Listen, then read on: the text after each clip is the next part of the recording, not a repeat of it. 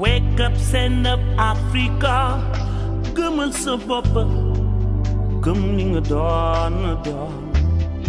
Lu bare nga am, lu bare nga mën, mënuloo noppi. Mon nom est Babacar Ngom. Je suis né au Sénégal, à Dakar particulièrement, en 1953. Aujourd'hui, j'ai 60 ans. On est parti, comme elle l'a dit, en 1976. J'avais à peine 21, 22 ans. 1976, j'étais au lycée technique André Pétavin à Saint-Louis, où j'ai fait un BEP en mécanique automobile.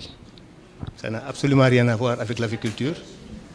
Et quand j'ai fini mon BEP en mécanique automobile, à l'époque, mon père avait souhaité m'envoyer en France pour continuer mes études et il avait pu trouver une école qui m'acceptait et où je devais faire un diplôme d'ingénieur pour 4-5 ans en mécanique. Tout avait été fait. On était au mois de juin. Je suis rentré à Dakar et je devais prendre l'avion au mois de septembre. C'est là où, entre-temps, il y a eu beaucoup de réflexions, beaucoup de choses se sont passées dans ma tête. Je me suis mis à réfléchir en me disant que si je prends l'avion, je vais en France, je vais faire 4-5 ans. Bon, j'avais déjà 21, 22 ans. Revenir pour aller au meilleur des cas travailler à Dakar Marine, parce qu'à l'époque, ici, un ingénieur en mécanique, ou en tout cas un ingénieur qui sortait même de Brest avec un bac E, mais qui a fait les études à Brest, les meilleurs qui avaient le plus de chance, allaient travailler à Dakar Marine. Je me suis dit, bon, après là, je vais trouver un emploi, un salaire, avec des chefs blancs qui vont me crier du matin au soir. Ça ne me paraissait pas très passionnant. Alors, à côté, il y avait le choix de s'installer, de m'installer à mon compte, de faire quelque chose. Mais quoi? Je ne savais pas. Il fallait d'abord penser comment convaincre les parents pour ne pas partir, parce qu'ils avaient déjà engagé des frais. Et j'avais même mon numéro d'internat, je me rappelle encore, c'était le numéro 19. J'ai réussi, avec l'appui de certaines personnes, à convaincre mon père, qui s'est dit finalement, les jeunes, il ne faut pas trop les contraindre. Lui, ce n'était pas trop son choix, parce qu'à l'époque, quand on se replace dans le contexte 1996, nos parents voulaient bien nous voir aller travailler dans les bureaux, administration, avoir des fonctions un petit peu où on était tout le temps en cravate et tout, et non pas aller retourner à la terre. Lui-même étant de la région de Diourbel, du Baol, il est venu à Dakar en 1939, pendant la période de guerre. Se dire que mon fils va aller encore retourner à l'agriculture, à élever des poules, c'était à la limite même un petit peu gênant. Mais on dit, OK, on ne va pas le contraindre, donnons-lui la chance de faire ce qu'il a envie de faire. De toute façon, s'il ne réussit pas, à ce moment-là, on va le réorienter. Voilà un petit peu. Donc, j'ai pris un petit peu des conseils par-ci, par-là. Et c'est là où j'ai compris qu'il n'était pas question d'aller acheter des poules et des coqs, les mettre ensemble, parce que pour moi, c'était ça, l'élevage. Acheter des mâles et des femelles, mettre ensemble, récolter des œufs, vendre des œufs, et puis vendre aussi du poulet. Non, il fallait acheter des poussins d'un jour. Il y avait un centre qui s'appelait le Centre national d'aviculture, où il fallait faire une commande, acheter des poussins d'un jour, les mettre en élevage selon un certain nombre de normes, et puis leur donner à manger. Bon, il y avait toute une technique, donc j'ai commencé à apprendre un petit peu, et c'est comme ça que vers le mois de septembre-octobre, j'ai démarré mon premier lot de poussins, qui était un investissement, comme elle l'a dit si bien, de 60 000 francs CFA à peu près, parce que 120 poussins. À l'époque, le poussin coûtait autour de 90 francs CFA, un petit peu d'aliments, 3 abreuvoirs, quelques mangeoires, et voilà, mon projet était fini, était parti. Tous les matins, je quittais la maison familiale, c'était à Guédiawaye. Je marchais à pied parce que mon père avait à côté à peu près 500 mètres une maison en construction où j'avais pris une pièce qui faisait 4 mètres. 4 mètres de côté, donc 16 mètres carrés. Et c'est là où j'ai mis mes poussins. Et je suis venu les alimenter tous les jours, m'en occuper personnellement tous les jours, donner à boire, à manger. Et je prenais ma chaise comme ça, je mettais, je les regardais, observais, courir. Et je les ai vus grandir. Au bout de 45 jours, 60 jours, à l'époque c'était 60 jours, il a fallu qu'on appelle revendeurs viennent me les prendre. Ce n'était pas de tout gaieté de cœur parce que moi, ce n'était pas l'argent. Et là, c'est pour dire aussi qu'un projet, ce n'est pas je fais telle activité parce que je veux gagner de l'argent, mais c'est d'abord je fais une activité que j'aime. C'est d'abord de choisir une activité qu'on aime, parce que dans tous les cas, il va arriver dans le parcours des moments difficiles. Comme on dit souvent, le difficile, c'est le chemin. Donc, si c'est une activité qu'on a choisie juste pour le profit, il est trop vite arrivé qu'on change d'activité 10 fois dans sa vie. Moi, je n'ai jamais changé d'activité, mais je peux vous dire que ça n'a pas été toujours facile. Il est arrivé des moments où ça a été très très dur, mais du fait que j'aimais, d'abord ça c'était un, mais du fait aussi que j'avais fait mon choix. C'était un choix personnel. Mon père a proposé pas mal d'autres choses, bon, mais j'ai insisté parce que moi c'est ça que je voulais faire, c'est ça que j'ai aimé, et c'était pour moi aussi un défi.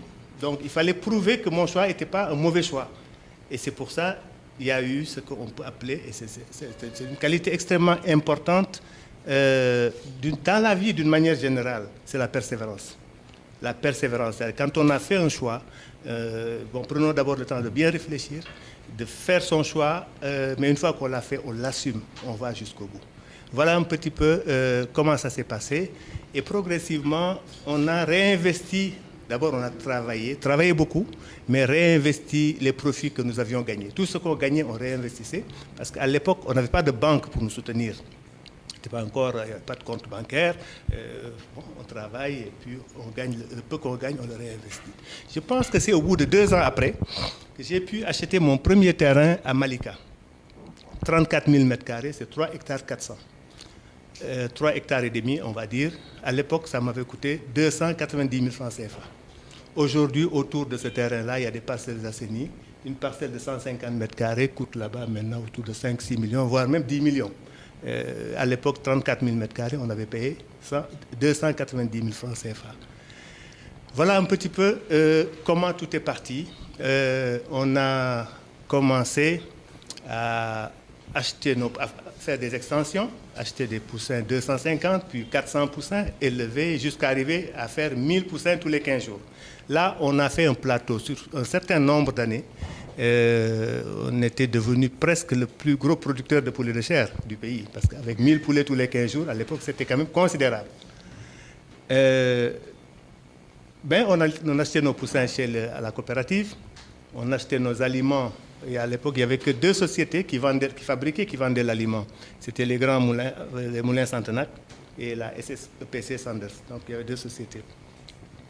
Au bout de quelques années, bon, on s'est dit, pourquoi pas, on va essayer de faire nous-mêmes nos aliments. On a commencé à acheter du maïs à gauche, du tourteau d'arachide, la farine de poisson, parce qu'on avait juste trouvé une formule d'aliment.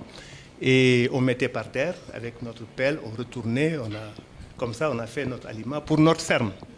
Et c'est plus tard qu'on s'est trouvé une petite machine de 250 kg. Quand on vous dit qu'aujourd'hui, on a une capacité en aliment de 150 000 tonnes par an, c'est quand même très loin de 250 kg, une machine qui fait 250 kg à l'heure. Et puis plus tard, parce que le fait trouver des poussins à l'époque, ce n'était pas facile. Moi-même, j'ai pleuré à l'aéroport parce qu'on n'avait pas voulu me donner mes poussins. Moi, j'ai dit, jeune que j'étais, j'ai tout abandonné. Et mon père m'avait payé le truc pour aller en France. J'ai dit non, je reste dans mon pays, je travaille. Et j'ai investi. Et j'étais presque, je dirais, le seul qui avait choisi ce métier-là de manière professionnelle. Aujourd'hui, il y en a beaucoup. Mais à l'époque, tout ce qu'ils faisaient, c'était soit un cadre du ministère, c'était des gens de l'administration, et qu'ils faisaient plus pour le plaisir. Ils avaient leur ferme de temps en temps, ils se promenaient là, mais c'était vraiment un passe-temps. Moi, j'avais choisi de faire ma vie à partir de ça. Et le fait d'aller à l'aéroport, parce que je n'avais pas peut-être les relations ou le bras un peu long, qu'on me dise, oui, Babacar, cette fois-ci, tu ne peux pas avoir de poussin, j'ai versé des larmes, hein, ça m'est arrivé. Une autre fois, c'était au complexe à Mbao, là aussi, j'ai failli faire des histoires. J'ai dit, ben, tout figue, faut que moi, parce que moi, je ne peux pas avoir choisi ça. Et puis, j'avais même passé ma commande. J'arrive, on me dit non. Bon, de toutes les façons, tout ça a fait qu'un beau jour, je décide de faire un voyage en Belgique pour chercher un fournisseur, pour moi-même importer mes poussins pour moi. Non seulement importer pour moi, mais j'ai dit le petit excédent qu'il y aura, je vais vendre. J'ai eu la chance de trouver en Belgique quelqu'un qui a accepté. Bon, j'ai dit, parce qu'au départ c'était même un peu difficile, mais finalement il a accepté de me vendre des poussins. Et il est arrivé un moment où j'étais devenu le plus gros importateur de poussins au Sénégal, avec 2 palettes de 19 000 poussins par semaine. Et on faisait avec Sabena et Air France toutes les semaines 2 palettes. Et les clients, on leur donnait rendez-vous à l'aéroport, service fret. On rentrait même dans l'avion, on prenait le truc descend, on amène, on fait notre tri et tout, on distribue. Et ça, on l'a fait pendant des années. Et je peux vous dire, on a passé beaucoup de nuits, mon épouse qui est là, Madame Gomme, et moi-même, notre personnel, on a passé beaucoup de nuits à l'aéroport à recevoir et à distribuer des poussins. Ça s'est fait jusqu'en 92. En 1992, qu'est-ce qui est arrivé? Un Français est arrivé, il a été soutenu par la CFD, la Caisse française de développement. On lui a donné le complexe avicole de Mbao. Et puis l'État français a garanti un prêt d'un certain nombre de millions. Et le monsieur devait investir au Sénégal dans le couvoir et puis dans l'aviculture. C'est devenu plus tard notre plus gros concurrent. Il avait de l'aide qu'on n'avait pas, il avait des soutiens qu'on n'avait pas, il avait même une position géographique qu'on n'avait pas parce qu'il était sur la nationale et nous, on était un petit peu à l'intérieur. Ce fut des moments à la fois très passionnants et très durs aussi parce qu'une concurrence rude. Hein, on s'est mis vraiment sur le terrain nuit et jour à nous battre pour d'abord survivre, pour exister, mais aussi pour nous développer. Grâce à Dieu, on a pu vraiment relever ce défi-là. Et cette société-là, je me rappelle quand ce monsieur, un monsieur d'une intelligence extrêmement grande, je dirais, se retrouve à Paris, à la place de l'Opéra, dans un café, je ne sais plus comment. On devait discuter pour qu'il me revende son affaire. Voilà, donc c'est là où j'ai compris qu'au bout de l'effort, on peut avoir quand même un certain nombre de résultats. Il y a eu pas mal d'épisodes passionnants. Mais c'est comme dans tout.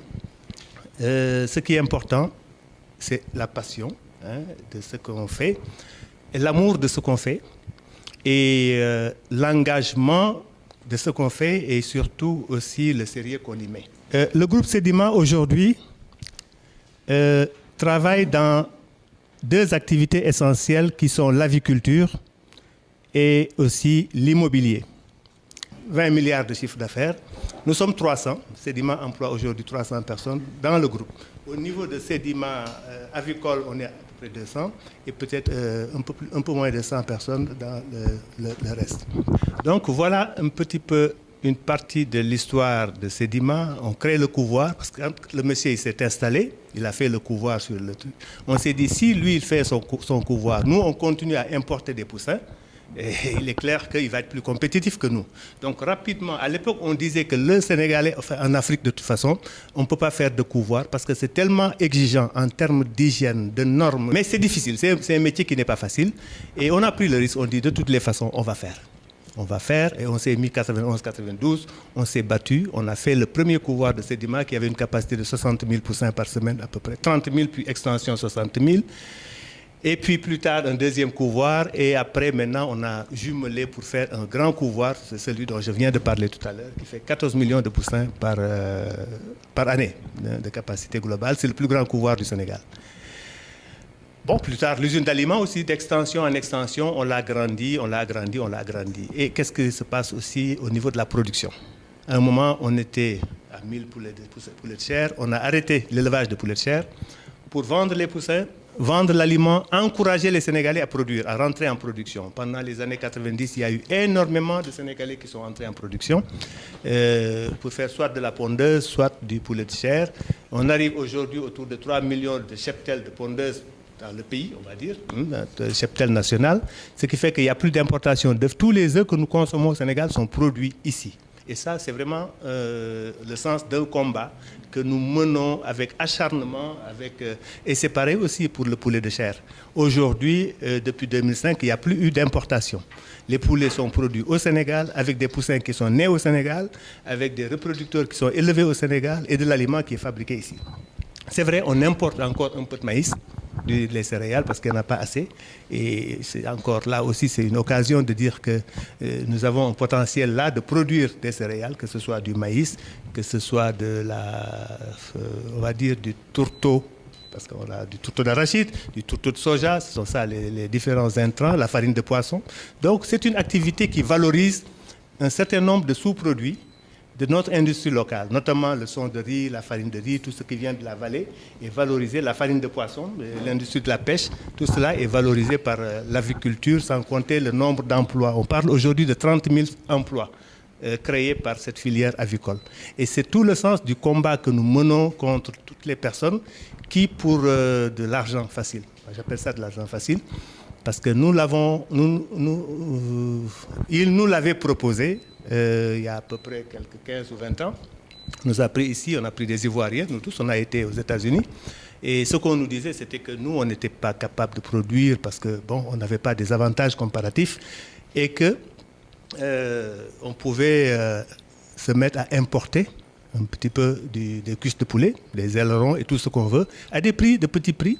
Et puis, on pouvait gagner beaucoup d'argent. En plus, il y avait des possibilités de financement avec des banques qui étaient là. Il y avait de la production, il y avait le financement. Donc, c'était beaucoup plus facile. On mettait juste nos chambres froides. Si depuis les années 90 ou 94, on l'avait fait, c'est de mettre des chambres froides, d'importer, distribuer, gagner de l'argent. Il n'y a pas trop le souci de la production. Parce que la production, en réalité, c'est un métier difficile. La production, c'est un métier qu'on fait plus par amour et par passion. Mais on sait bien que le commerce est plus facile, acheter et revendre. Mais nous, on se dit non, ce n'est pas notre choix. Notre choix, c'est de faire en sorte, parce qu'on a même été jusqu'à créer une phrase qui disait produire ce que nous mangeons est un acte de souveraineté et manger ce que nous produisons est un acte de civisme. Produire ce que nous mangeons est un acte de souveraineté parce que on n'est pas indépendant si on est nourri par l'extérieur. Ça, c'est notre conviction profonde. Qu'on soit aujourd'hui en train de manger du riz qui vient de Thaïlande ou du Brésil, qu'on soit en train de consommer du maïs ou du poulet qui vient du Brésil, qui vient d'ailleurs. Et j'aime bien quand je me promène dans les supermarchés. On regarde, 90% de ce que vous trouvez dans nos supermarchés sont des produits qui viennent de l'étranger. Et ça ne choque personne. On peut aller même plus loin. Nous, au Sénégal, aujourd'hui, on importe encore de l'eau. Figurez-vous, aller jusqu'en France, mettre dans un conteneur des cartons d'eau, mettre dans le bateau, amener jusqu'ici, payer de la douane, sortir pour distribuer de l'eau. Ça n'existe dans aucun pays. Allez en France chercher Kiren, vous ne trouverez pas. Pourquoi ici on trouve de l'eau française? Pour moi, ça c'est inacceptable. On peut acheter des choses qu'on n'a pas. On peut acheter des ordinateurs, on peut acheter de la technologie, on peut aller acheter tout, mais il y a quand même l'eau. On parle d'eau. Notre sous-sol là, il est plein d'eau. Et partout.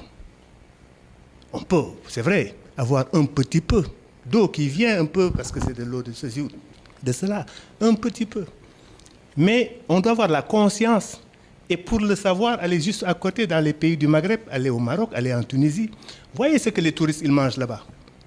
Quand des touristes arrivent au Maroc ou en Tunisie, ils ont à peu près dans les 10 millions de touristes par an. Aujourd'hui, en Tunisie, c'est les problèmes, c'est un peu difficile. Mais avec 10 millions de touristes au Maroc, les gens, ils mangent marocains. Ils vont manger 80% ou 90% de ce qu'ils mangent, c'est produit là-bas par des Marocains. Que ce soit le beurre, le fromage, le lait, ils ne parlent pas de couscous, de tout ce que vous voulez. Et le pain, ils vont importer un peu de blé, mais ils produisent aussi du blé. Ils vont même plus loin, c'est quand même des pays musulmans. Moi, ce qui m'a impressionné, c'est le fait qu'ils se sont donné les moyens de produire du vin chez eux. Vous allez trouver le vin marocain, vous le trouvez aussi en France. Pour dire, ça va très loin. Ici, les touristes qui quittent leur pays pour venir chez nous, s'ils viennent là, on leur propose des aliments de chez eux. Ils n'ont même pas intérêt à venir. Donc, il y a une très grande réflexion, je pense, autour de la sécurité alimentaire. On parle de sécurité alimentaire. Houphouët-Boigny le disait, l'arme du 3e millénaire sera alimentaire. Ça veut dire si on est nourri par les autres. Le jour où il y a problème, on avait entendu il n'y a pas longtemps, parce que les Chinois, ou je ne sais pas quel pays qui nous exportait du riz, ils disaient qu'ils ne pouvaient pas vendre le riz parce que leur population avait augmenté et commencé à consommer le riz. Là. Il y a besoin de réfléchir. Et nous, voilà pourquoi on se dit, on fera tout pour développer cette production. Et c'est pour ça, aujourd'hui, au niveau de l'aviculture, Sedima mène ce combat-là avec passion, avec beaucoup de passion, et on n'est pas loin de réussir le combat. On n'est pas loin de réussir le combat. Tout ce qu'on a fait jusqu'ici, on aurait pu faire beaucoup plus si l'environnement avait été un peu plus favorable. Nous sommes dans un environnement qui est un peu difficile quand même. C'est quand même plus favorable par ailleurs. Je donne juste l'exemple de la Côte d'Ivoire. En 1997, nous avons fait ici un plan stratégique par un grand cabinet, certain Victor Ndiaye, Performance Cabinet, voilà, nous a fait un plan stratégique. Et ce plan stratégique nous montrait qu'en 2000, il y avait ce qu'on appelait le TEC, le tarif extérieur commun. Ça veut dire une baisse des droits de douane et ce qui devait encourager les importations. J'ai pris l'avion, je suis allé en Côte d'Ivoire, on a tenu des réunions, j'ai dit, regardez, il y a un plan stratégique que nous avons fait, voilà les conséquences. Il y avait des scénarios catastrophes, scénarios boom national, un peu toutes sortes de scénarios. Et on s'est dit, allons à Ouagadougou, essayons de sensibiliser les gens de l'UEMOA. Ce qu'on a essayé, personne ne nous a suivis. Et 2000, le TEC entre en vigueur. Baisse des droits de douane, 20%. Et tout de suite, les importations ont repris. Bon, on sait bien qui c'est qui importe dans ce pays-là. Il y a quand même une question de patriotisme. On en parle de plus en plus, patriotisme économique. Alors, en Côte d'Ivoire, dès qu'ils ont vu que l'UEMOA n'a pas suivi, ils ont saisi l'Assemblée nationale, ils ont voté une loi pour dire taxe compensatoire. Tu mets 1000 francs par kilo de poulet importé. Il n'y a pas eu d'importation, ça fait quand même 12 ans. De 2000 à maintenant, en Côte d'Ivoire, il n'y a pas eu d'importation et la filière est montée en flèche. Avant, les Ivoiriens, ils venaient ici, ils regardaient ce que nous faisions, ils nous admiraient, ils nous enviaient. Malgré la crise, ils nous ont beaucoup dépassés, malgré la crise. Et nous, on a été perturbés. Donc, de 2000 à 2005, 70% des poulaillers avaient fermé, de 2000 à 2005. Les importations ont repris de plus belle. Et pourtant, on l'avait déjà connu, les ailes de dinde, peut-être très jeunes, vous ne vous rappelez pas, mais ici en 86, on se rappelle encore du phénomène ailes de dinde, tout ça là, avec tous les dégâts que ça avait fait. Voilà exactement. Donc, pour dire qu'on est en face de jeunes qui avaient l'avenir devant vous. Et ce pays-là, le Sénégal, est le vôtre, et le nôtre aussi. Et tout ce que nous souhaitons, c'est un rêve pour notre pays. C'est comment faire pour que ce pays puisse se développer. Se développer et devenir un pays émergent. Il faut qu'on sache que tous ces pays-là dont on dit émergents aujourd'hui, les pays, les dragons d'Asie et tout ça, là, il y en a que nous avons aidés dans les années 60, au moment des indépendances.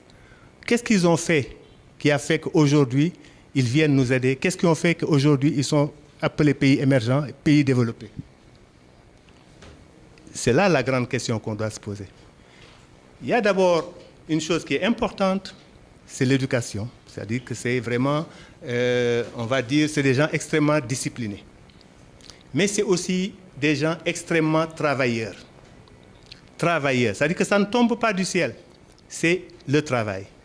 C'est le travail, c'est le travail, c'est le travail. Et quand je le dis, je parle de quelque chose que j'aime bien, mais de quelque chose que je connais. Il y a très peu de gens qui savent ce que c'est que le bonheur du travail, le plaisir du travail. Il y en a très peu.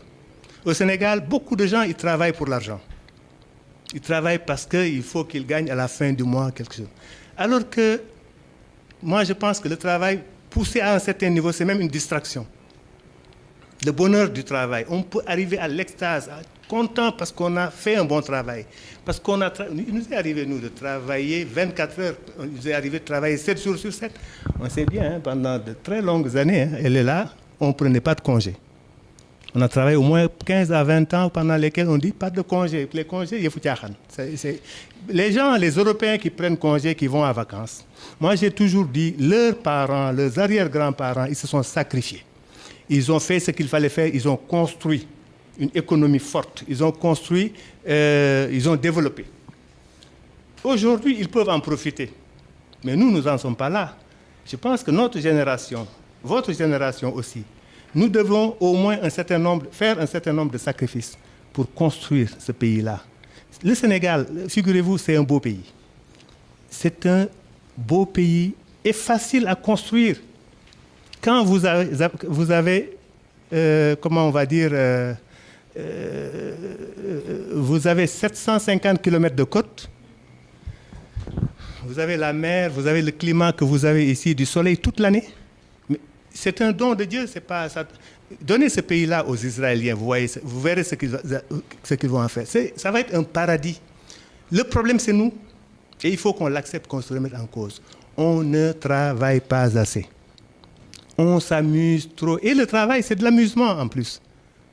Il faudrait que notre jeunesse, il faudrait que nous, Sénégalais, qu'on prenne conscience de à quel point il est important qu'on se remette en cause sur ce plan-là, mettre le travail en avant. D'ailleurs, Serigne Touba, ne dit-il pas que le travail, c'est jaamu Yàlla? C'est-à-dire que pour lui et pour les disciples, le mourides d'ailleurs en général, c'est deux choses qui sont fondamentales. Ça veut dire liggéey ak jaamu Yàlla. Travail comme si tu ne devais jamais mourir. Mais aussi adoration de Dieu comme s'il devait mourir demain.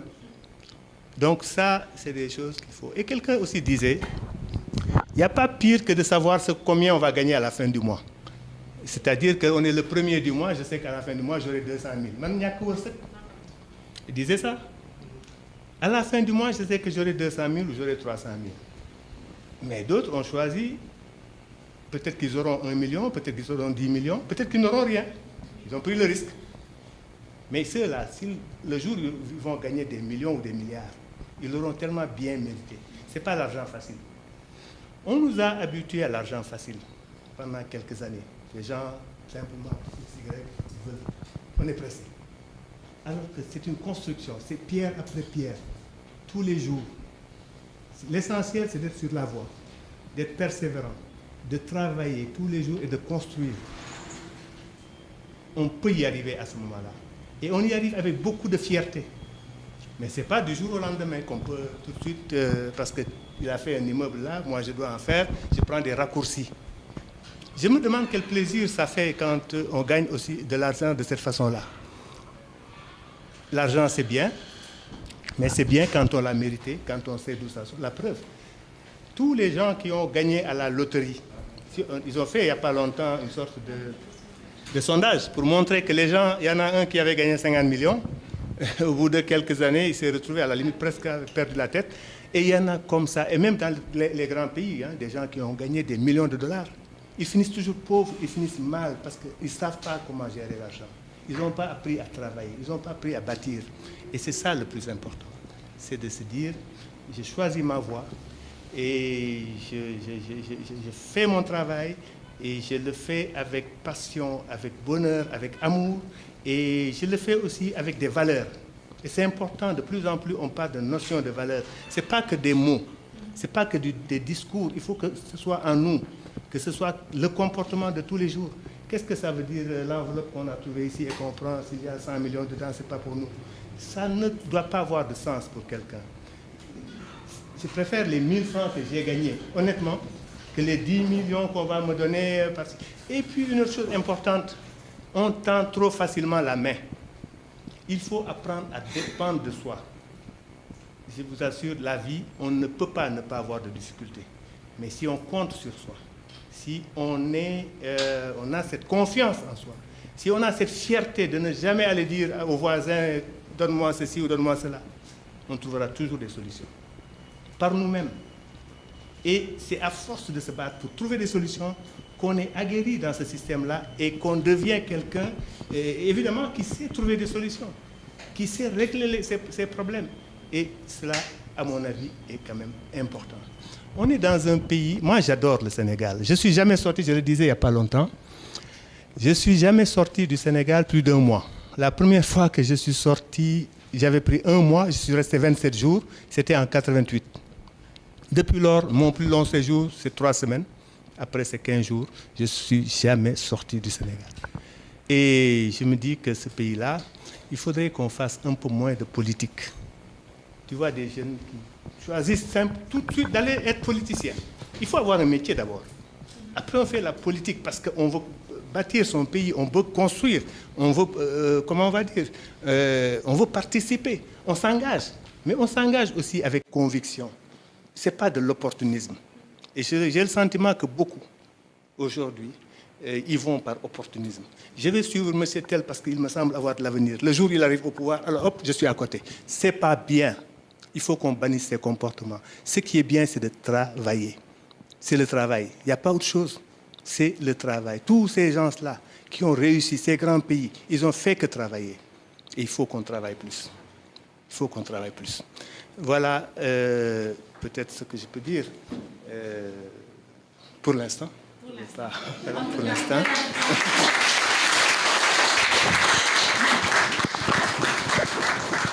Merci beaucoup, Monsieur Ngom. En tout cas, je ne sais pas pour vous, mais moi, j'ai l'impression qu'il a galvanisé justement les troupes. On doit repartir en sortant aujourd'hui de ce leadership talk-là, de cet échange-là.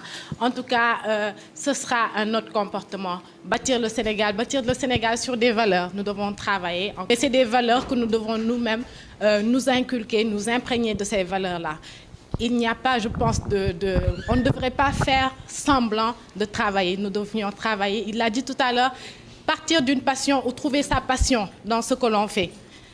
Merci bien, Monsieur Ngom. L'idée ici, c'est de vraiment pouvoir échanger avec les autres. C'est un leadership talk, c'est une activité de réseautage aussi. On doit connaître notre voisin, échanger avec notre voisin, échanger avec lui sur ce que vient de dire Monsieur Ngom. Je pense qu'au sortir de cet atelier-là, je pense que Monsieur Ngom, de nouveaux Sénégalais vont sortir de Synapse aujourd'hui.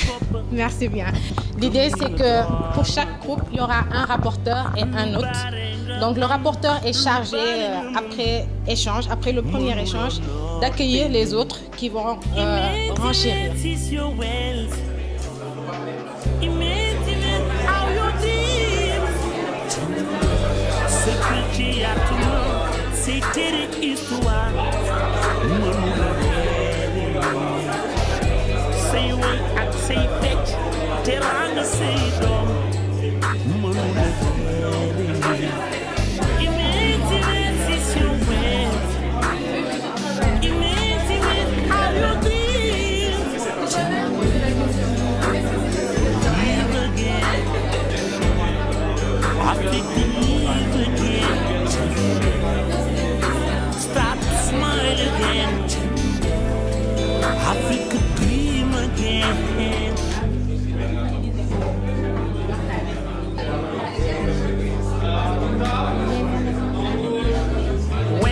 Stand up, Africa. Come on, some papa.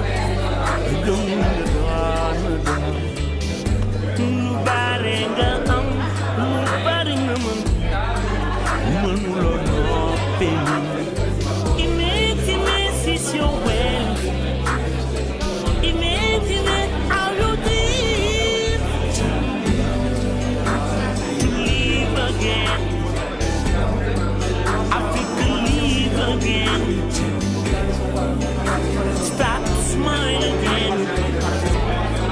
Africa dream again. To give again. Africa dream again. To meet again. Africa dream again. C'est not need for two.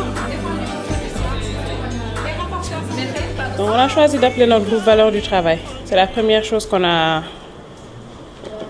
C'est ce qu'on a retenu en fait, en gros, de la présentation de M. Ngom. Et on a retenu l'effort qu'il a fait pour en arriver là. La passion qu'il a, la passion dont il parlait, il a su, je ne sais pas s'il l'avait au début ou s'il a pu cultiver cette passion, mais on sent qu'il y a une passion dans ce qu'il fait. Sa persévérance, parce qu'il aurait pu être affecté par le concurrent, mais il a pu persévérer et arriver à quelque chose. L'amour du travail, le civisme, parce que peut-être qu'il a travaillé dans le sens du consommer local, mais c'est quelqu'un qui a travaillé pour son pays. Donc pour nous, c'est un acte de civisme. Et le patriotisme aussi, c'est la même chose. Sa volonté, sa vision et les risques qu'il a pu prendre pour en arriver là, et la patience qu'il a eue. Donc on a aussi des questions à lui poser. La première question, c'est pourquoi il a choisi d'être discret dans sa communication. Parce qu'il y en a qui ne le connaissent pas, et nous on trouve que c'est un exemple. C'est quelqu'un qui doit être mis en avant, c'est quelqu'un qui doit parler aux jeunes, parce qu'il a les arguments. Et contrairement à ce genre de personnes, on voit autre chose à la télé, dans les médias en général. Et on pense qu'on a besoin de gens comme vous. Donc pourquoi vous avez choisi d'être discret, surtout dans la communication? La deuxième question, est-ce que vous avez des ambitions politiques? Comment vous avez pu manager une équipe de 300 personnes avec un BEP et de surcroît mécanique qui n'est pas lié à ce que vous faites aujourd'hui.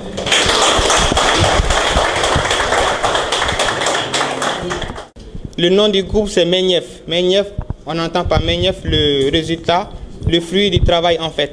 Voilà, parce que c'est quelqu'un qui s'est battu pour son travail. Bon, les points qu'on nous avons énumérés, à savoir peut-être le travail. Dans le travail, il fallait y croire. Il fallait croire à ce qu'il fait. Il faut avoir le plaisir dans ce que tu fais, la passion et l'amour surtout pour pouvoir réussir dans ton travail. Parce que sans ça, tu vas faire quelque chose et tu ne vas pas réussir là-dedans. On a eu aussi à énumérer le dynamisme parce qu'il faut avoir aussi le courage, il faut avoir la force. Parce que vraiment, il y a des difficultés qui vont t'entourer à chaque fois, donc il faut pouvoir l'affronter, il faut être dynamique pour pouvoir l'affronter. Donc les valeurs, en fait, les valeurs, c'est le partage qu'il avait, le social. Est-ce que dans son entourage, est-ce qu'il avait des encouragements et autres? C'est ce qu'il a reçu. Il a reçu un soutien de sa famille et il a profité de ce soutien-là pour pouvoir persévérer. Donc, en parlant de persévérance, c'est quelqu'un qui a persévéré, comme je l'ai dit. Il a cru à ce qu'il fait et il a été patient. La patience a porté aussi ses fruits. Donc, quand on est pressé aussi, il faut souvent aller doucement pour pouvoir réussir. Il avait un esprit créatif. Il a essayé de diversifier sa production. Il est parti peut-être d'une production peut-être de 25 et il a diversifié avec, dans le cadre de l'immobilier, la production de viande et autres. Bon, là, il a essayé de diversifier en fait ce qu'il faisait. Il a pris aussi des risques parce que ce n'était pas facile. Même le début avec le BEP qu'il avait, il devait normalement aller en Europe pour aller continuer ses études. Mais il a sacrifié cela pour quelque chose qu'il veut. Donc là, c'est un risque qu'il a pris et il faut le saluer pour cela. Bon, je crois que c'était les quelques points que nous avons à noter et nous vous remercions pour cela. Merci.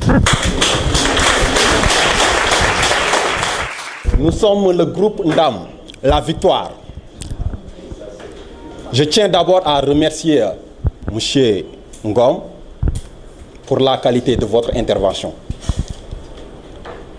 Certains ont dit que vous êtes quelqu'un de très tenace. Vous êtes très courageux pour être l'homme que vous êtes aujourd'hui. Vous êtes aussi un homme qui a la confiance en soi, un homme de valeur. Vous avez sûrement des principes que vous défendez. Certains ont dit aussi que vous êtes un homme qui a de l'amour au travail. Le travail a été toujours votre passion.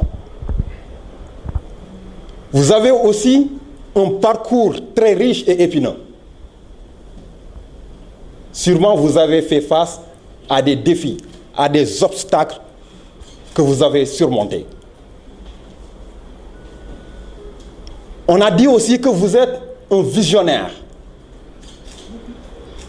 Ce qui fait que vous avez abandonné votre projet d'aller en France et d'investir dans des poulets. On a reçu plusieurs questions, à savoir quelles sont vos perspectives. Si vous avez des anecdotes à nous raconter. Et en parlant de principes, on voudrait savoir quels sont vos principes. Et si vous envisagez d'aller à la retraite, à partir de quel âge? Vu qu'actuellement vous avez 60 ans. On voit aussi que vous transpirez beaucoup. Et certains veulent savoir si vous êtes un sportif. Là, vous êtes bien vrai que vous avez 60 ans, mais vous êtes très jeune. Allez, je vous remercie. Alors, nous, ce qu'on a retenu, c'est que M. Ngom, on a d'abord autonomie dans l'initiative. Il a toujours pris des initiatives, et c'est des initiatives personnelles qu'il prend et qu'il va jusqu'au bout. Alors, il a l'amour de ce qu'il fait, parce qu'il aime son pays. Il est courageux, il est autosuffisant pas dans le sens où en fait il ne veut pas, dans le sens où il ne tend pas la main. Il préfère travailler par la sueur de son front. Il est tolérant, il a de la fierté, mais en même temps il est modeste. Alors nous, on le considère comme un exemple, nous l'avons dit tout à l'heure, une référence, un modèle. Alors nous ne nous sommes pas posé des questions, mais nous sommes dit que M. Ngom, en fait, sa réussite personnelle, pour lui, passe par l'amour de son pays. Et quand on aime son pays, c'est parce qu'on aime sa famille. Et il est très proche de sa famille. Il ne trouve pas de la peine à travailler. Il n'a pas besoin de congé, il l'a dit. Il est toujours là, aux aguets, prêt à attaquer. Et on confirme même de sources sûres qu'au sein de la famille, le travail continue même à la maison. C'est pour ça que nous avons conclu en disant que pour M. Ngom, l'entreprise n'est pas une seconde famille, mais elle se confond avec la famille. Nous avons noté le travail parce qu'il dit qu'il faut avoir l'amour du travail, il faut s'amuser en travaillant. On a vu aussi qu'il a pris le risque, il avait la passion, il a persévéré, il a une bonne activité, il croit en lui, il a le civisme, il a l'innovation, il a le sens des valeurs, il a fait un sacrifice, notamment il n'est pas parti étudier en France, il est resté ici pour vendre des poulets, entre guillemets. Il a l'abnégation. Voilà. Le groupe sédiment, c'est M. Ngom à lui tout seul ou bien il y a d'autres personnes qui sont derrière? Est-ce que vous avez des associés, des actionnaires? Voilà, notre leader président de la République, quelles seront les 4 principales mesures que vous allez prendre? J'ai suivi votre discours, donc j'ai noté quand même qu'il y avait ce qu'on appelle entre guillemets les 20. Vos 20 premières années étaient caractérisées par le démarrage. Vous avez créé une activité. D'accord? 20 ans après, il y a eu quand même des réalisations. D'accord? Toujours avec sédiment. Aujourd'hui, 20 années encore qui caractérisent vos 60 ans, on peut parler de confirmation aujourd'hui. Mais est-ce que vous pensez que c'est assez? Je veux dire, parce que comme l'a souligné quelques intervenants, vous êtes un homme discret. Et nous savons tous qu'aujourd'hui, c'est une définition qui se donne aujourd'hui, des hommes comme vous, s'ils ne s'engagent pas, vous laissez place aux médiocres. Est-ce que vous allez quand même continuer toujours ou bien vous engager à un autre niveau? J'espère que vous comprenez ce que je veux dire. Question sur l'engagement politique. Je devrais juste dire que je considère que je suis déjà en politique, mais ma politique, c'est le développement. C'est la politique du développement, c'est la politique du secteur privé, c'est la politique de la croissance. Je ne peux pas dire oui ou non, je ne serai jamais en politique, politique comme on le définit. Ça, je ne sais pas, c'est l'avenir. Aujourd'hui, ce n'est pas mon ambition. Mon ambition, c'est le secteur privé, c'est de travailler pour le développement de notre pays. Si vous étiez président, là, on est vraiment... Encore très difficile comme question parce que je n'ai jamais réfléchi à cela. Aujourd'hui, il me semble qu'il y a un certain nombre de choses qui pourraient être importantes pour le développement de notre pays. Une première chose qui me vient à l'idée, c'est de régler la question de l'énergie. Parce que je considère que ça dure depuis 15 ans. On ne peut pas développer un pays s'il n'y a pas d'électricité. Il n'y en a pas assez, et il coûte trop cher. Et nous qui sommes dans l'entreprise, nous savons exactement de quoi ça parle. Quand vous savez que dans certains quartiers de Dakar, il n'y a pas une seule maison où il n'y a pas de groupe électrogène, amusons-nous un peu à faire le calcul, ce que ça nous coûte, ce que ça coûte à l'économie de notre pays. Donc c'est vraiment de régler la question de l'énergie, ça me paraît être une urgence. Une deuxième chose, c'est de régler la question des infrastructures. Faire en sorte que pour aller à Thiès, que ça ne prenne pas plus que 30 minutes. Ils sont en train de le faire entre autoroute Dakar-Diamniadio. Je l'aurais amené jusqu'à Thiès. Je l'aurais amené jusqu'à Hambourg. Au moins, il y a la fluidité. Et là aussi, je pense qu'il y a une question de santé publique. Parce que si on se rappelle, dans les années, il n'y a pas longtemps, bon, il y a peut-être 2 ou 3 ans, mais un petit peu derrière, on pouvait faire 4 heures de temps pour partir de Rufisque à Dakar. 4 heures de temps. Imaginez les pères de famille qui quittent 6 heures du matin pour arriver à leur poste de travail à 9 heures. Ils sont en retard. Ils sont partis de Rufisque à 6 heures du matin ou Pikine. Le soir, ils descendent peut-être à 18 heures. Le temps d'arriver chez eux, il est 21 heures ou 22 heures. Ça, on l'a vécu pendant de longues années. Pour une distance qui ne fait pas 30 km, je trouve que c'est une grosse anomalie. Et ça nous a coûté des milliards et des milliards, on ne peut pas savoir. J'aurais réglé la question des infrastructures. J'aurais aussi réglé la question vraiment de l'éducation. L'éducation. Avant, on parlait beaucoup de concours général. Aujourd'hui, peut-être dans la salle, il y en a qui connaissent Barthélemy Faye.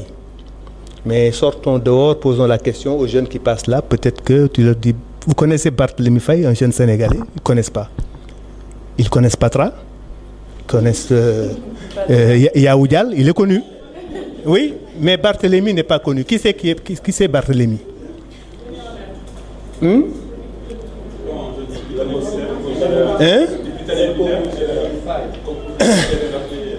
Voilà. Barthélemy, je vais vous en dire 2 mots, est un jeune Sénégalais qui, il y a quelques années, a raflé tous les prix du concours général. Barthélemy est allé en France. Il habite un petit village à côté de Thiès qui s'appelle Babac. Il est allé en France, il est entré à Louis-le-Grand. Senghor avait fait Louis-le-Grand. Et après, il rentre à l'école normale supérieure, cette prestigieuse école qui n'ouvre pas ses portes à tout le monde. Il sort de là avec une agrégation en philosophie.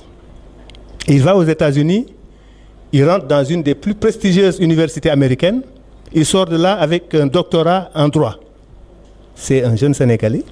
Il a été recruté par un des plus gros cabinets d'avocats du monde. Il a travaillé aux États-Unis. Aujourd'hui, il est à Paris, il dirige ce cabinet-là à Paris. Et au moment de restructurer la dette grecque, c'est Barthélemy qui avait été en charge de la restructuration de la dette grecque. Les Sénégalais ne le connaissent pas. Et dès comme ça, il y en a beaucoup. Mais on connaît Yahou Dial. C'est ça le problème. C'est ça le problème. Alors donc, moi, j'aurais vraiment mis l'accent sur l'éducation, faire en sorte qu'il y ait plus de grève. J'aurais demandé aux syndicalistes de nous mettre autour d'une table, de trouver les moyens au moins pendant 3 ans, faire une trêve. C'est pour l'intérêt de notre jeunesse. Plus de grève. Donc, l'État, je ferai l'effort nécessaire en fonction des moyens disponibles pour que... on ne peut pas satisfaire tout le monde à 100%, mais je ferai ce que je suis en mesure de faire. On trouve les moyens pendant 3 ans, pas de grève, on travaille. Voilà, ça vraiment je pense que... et j'encouragerai beaucoup les jeunes à étudier. Moi, peut-être vous y reviendrez tout à l'heure, il y a une question, qu'est-ce que j'ai regretté dans ma vie? C'est d'avoir pas fait aussi des études supérieures. J'aurais bien voulu en faire comme tout le monde. Mais vous qui avez la chance de faire des études supérieures, je peux vous dire que ça donne des outils. Vous avez la chance d'avoir fait l'université, d'avoir fait les grandes écoles, c'est bien. Ça donne des outils que moi je n'ai peut-être pas. Mais si en plus de ces outils-là, on a un peu de ce qu'on peut appeler l'entrepreneurship, l'esprit d'entreprise, on a cette conviction de se battre, ce volontarisme de réussir et de réussir honnêtement, mais je peux dire on peut faire des miracles. Mais je vais en rajouter sur Barthélemy, parce que moi c'est un garçon que j'admire, que j'apprécie, et ça m'a valu de faire le déplacement jusque dans son village. J'ai connu ses parents avant de le connaître. Je suis allé jusque dans son village, à Babac, j'ai rencontré son père, sa famille, j'ai discuté. On l'appelait au téléphone, je lui ai parlé au téléphone, il était à Paris. Là, présentement, il est là, je lui ai parlé ce matin et j'avais souhaité qu'il soit avec nous. Malheureusement, il a été... Malgré cette réussite exceptionnelle, quand il arrive à Dakar, il prend sa voiture direct chez ses parents là-bas, il cultive la terre, il va te dire, ce bissab-là, man m'a ko bay. Ce niébé-là, man m'a ko bay. Voilà où il est rendu en termes de modestie. Il habite au bord de Seine à Paris, il appelle ça Babac-sur-Seine, mais ici, il va directement dans un petit village où il n'y a même pas d'électricité ou de l'eau courante. Voilà Barthélemy.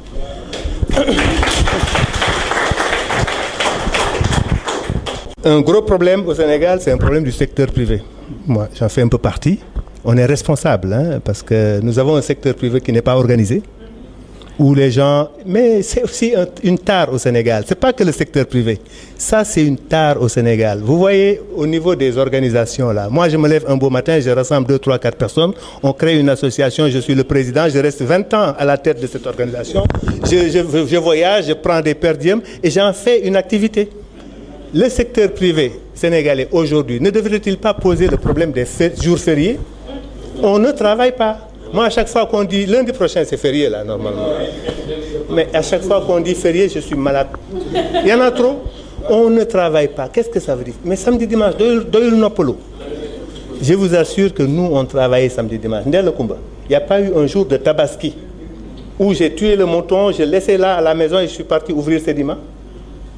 Qu'est-ce qu'on peut faire plus? Jour de Tabaski, j'égorge mon mouton, je laisse là et je vais ouvrir mon magasin. Nous, le meilleur jour, c'était le dimanche. Le meilleur jour, on faisait le meilleur chiffre d'affaires, c'était le dimanche. On travaillait 7 jours sur 7 pendant des années. Le dimanche, les fonctionnaires ou les gens qui ont leur ferme et tout ça là, ils ont le temps, ils allument leur voiture, ils venaient à ces dimanches. Nous, on était là, c'est là où on les recevait. On les recevait, on discutait, on donnait des conseils, on les encadrait. C'était le dimanche, le meilleur jour. Mais on travaillait 7 jours sur 7. Jusqu'au moment où on nous dit, bon, maintenant, vous ne pouvez plus parce que la loi, parce que machin. Bon, ok, on se conforme, on commence par enlever le dimanche, après on un petit peu le samedi, mais on travaille encore même un peu le samedi. Voilà, c'est le temps du sacrifice. Le secteur privé ne joue pas son rôle, c'est vrai.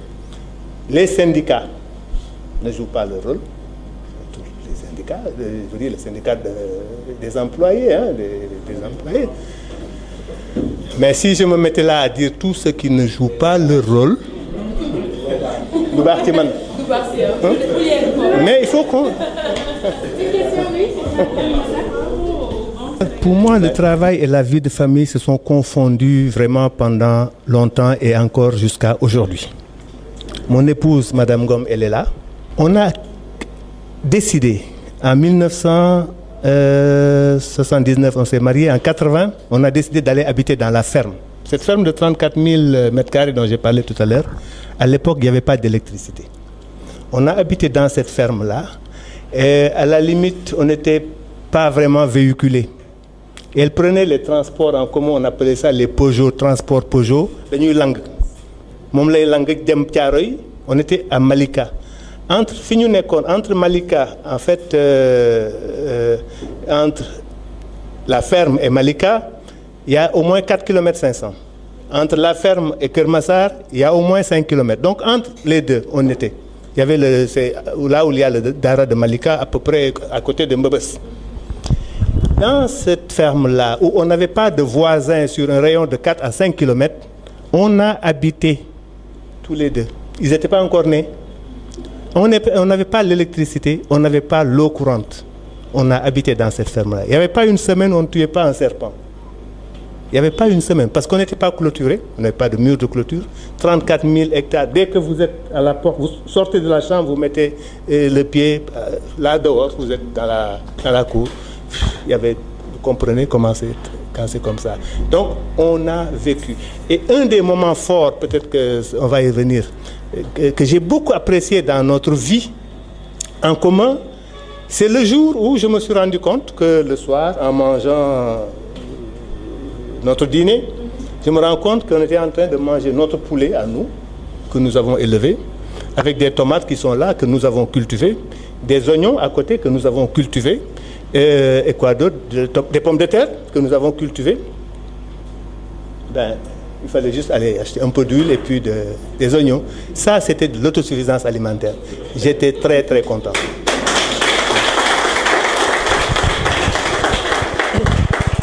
Et avec des œufs de chez nous. Voilà. Et je n'ai pas commencé par être manager, j'ai commencé par être d'abord un entrepreneur, un chef d'entreprise. Un chef d'entreprise très, très, très modeste, parce que j'étais mon propre patron, mais j'étais mon seul employé au départ. Donc, je n'ai pas eu à gérer de personnel. Après, avec le temps, avec l'expérience, les choses viennent au fur et à mesure. Alors, il faut savoir qu'au départ, j'étais totalement dans l'informel. Donc, je n'avais pas de structure qui s'appelait Sedima ou autre. J'étais un jeune qui produisait, donc il n'y avait pas de...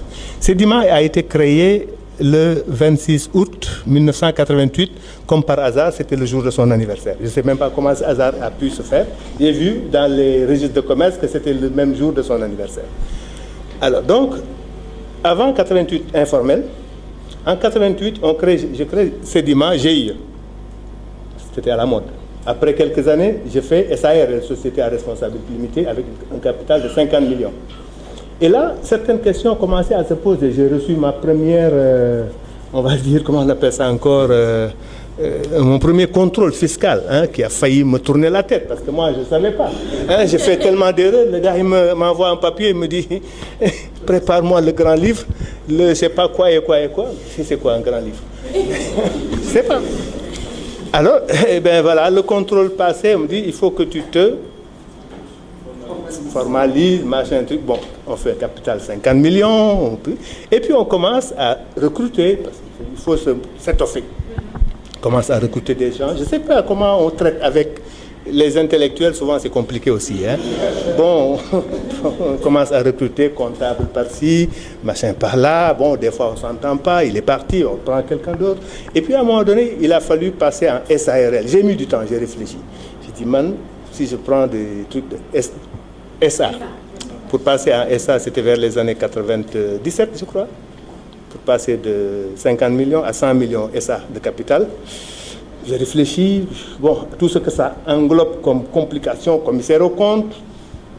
Bon, finalement, j'ai dit, je fais le pas.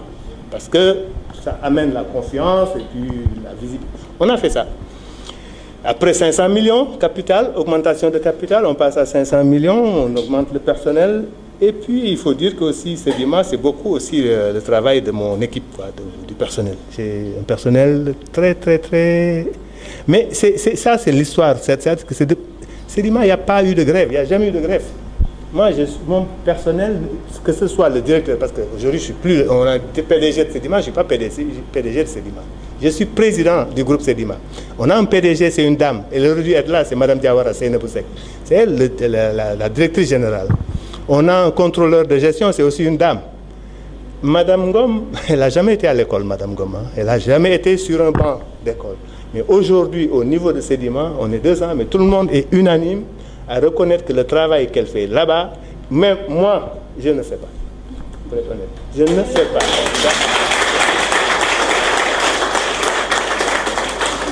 Mais on peut demander à tout le monde à Sedima est unanime sur cette question-là. Alors, après ça, voilà, c'est une équipe. Mais nous, on dit c'est une famille. Parce qu'au départ, le bol arrivé à midi, là, on mangeait ensemble. Je crois que la semaine dernière, ils ont refait la même expérience. Ils ont mangé ensemble dans la salle, là, mis les bols et tout le monde. Ça nous a rappelé beaucoup de choses. C'est une famille et c'est comme ça que le management se passe. Moi, je n'ai jamais fait de formation, de trucs, je n'ai jamais eu cette chance-là. Je pense beaucoup à ça pour les autres. On a formé pas mal de vétérinaires. J'ai envoyé en Israël, j'ai envoyé en France, j'ai envoyé aux États-Unis plusieurs fois. J'ai formé. Elle a pu m'inscrire pour la première fois de ma vie. Au mois de juin, je vais prendre un cours. Elle m'a fait inscrire à un cours à Paris. Pour la première fois, ça, je vais le faire, hein, n'est-ce pas? Il a posé une question intéressante. Il dit, monsieur, il transpire beaucoup. C'est vrai. Je suis un grand timide. Je suis un timide et peut-être même anxieux par moment. Des situations comme ça n'arrive pas souvent. On me l'a demandé, même encore cette semaine, on me l'a demandé pour l'université de Saint-Louis. Mais j'ai beaucoup d'appréhension pour aller en public. Ça, c'est ma nature. En tout cas, nous, c'est la première fois que nous le voyons. Comme ça. Et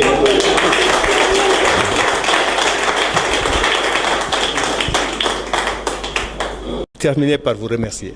Parce que ce que vous faites là me paraît être quelque chose de très important. Et moi, ça me motive à participer à vos efforts, à vos actions, parce que ça va dans le sens de former une jeunesse, de donner une vision et d'aider, d'encadrer en fait, hein, d'éduquer, d'encadrer, et on doit pouvoir bénéficier de l'expérience des aînés, de notre expérience, de notre vécu, et de transmettre. Et cela me paraît important. Donc je vous remercie et je vous félicite pour le travail que vous faites. Je remercie le public aussi qui a été un public formidable. Si j'ai un dernier mot à dire, c'est que chacun dans le domaine qui le concerne, comme on l'a dit tout à l'heure, il n'y a pas de métier. Il a demandé est-ce que je peux conseiller un truc rentable ou un truc... des opportunités. Tout est opportunité dans la vie. Tout. Vous avez entendu parler de Diallo Pitch. C'est quoi Diallo Pitch? C'est un vieux, c'est un Sénégalais qui habitait à Thiaroye là-bas, qui était dans les oiseaux, mais qui s'est tellement développé, à un moment donné, c'était devenu une des personnes les plus riches de ce pays-là. Et même la route qui passait devant chez lui, on l'appelle Tali Diallo Pitch. Ce vieux-là, moi j'ai eu à le connaître, il était impressionnant. Il était dans les oiseaux, machin. Ça veut dire qu'il n'y a pas de métier ou machin. Tous les métiers, pourvu que ce soit un métier honnête, on peut y exceller. Quand Bill Gates est allé dans son garage pour faire son premier programme, son logiciel et tout ça, et vous pensez qu'il avait en tête de gagner de l'argent ou de devenir milliardaire? Il n'a jamais eu son diplôme, ça même je ne savais pas. Oui, il n'a jamais eu. Alors, donc voilà un exemple. C'est quelqu'un qui faisait quelque chose par amour, parce qu'il aime. Et puis après, ça vient. Les gens de Sandaga, ils disaient, quand on aura fini de tuer tous les poulets, on les met sur la table, on sait reconnaître le poulet que Babacar a élevé. On a tué les poulets, on les a déplumés, on les met à Sandaga. À l'époque, on vendait tous nos poulets à Sandaga. Il y avait centaines de commerçants, chacun mettait ses poulets. Quand on aura fini de déplumer, tuer et puis exposer, le gars me dit, moi je sais reconnaître ton poulet, celui que tu as élevé. Pourquoi? C'est le poulet déplumé, hein? Comment on peut reconnaître le poulet de Babacar? Parce que moi, quand j'élevais mes poulets, je ne pensais pas à combien j'allais gagner. Je voulais juste qu'ils soient en bonne santé, qu'ils soient épanouis, qu'ils soient bien nourris, bien entretenus. Et puis après, le résultat, il vient. Quand il est bon, quand il est beau, quand il est magnifique, quand il est en bonne santé, il se vend bien de toutes les façons. Ça, c'est la conséquence. Mais ce n'est pas de dire tout de suite, il faut que je fasse un peu d'économie sur ça parce que je dois gagner tant. C'est faussé au départ. Et c'est comme ça dans tout. Quand on fait quelque chose qu'on aime, faisons-le bien. Une fois que c'est bien fait, comme on dit, le résultat, il est là, quoi. Le résultat, il est là. Merci. Quand on fait quelque chose... Merci beaucoup à tous et à tous. Merci encore, Monsieur Ngom. On se donne rendez-vous une prochaine fois avec un autre leader. Vous serez informés par mail. Merci à vous. Africa.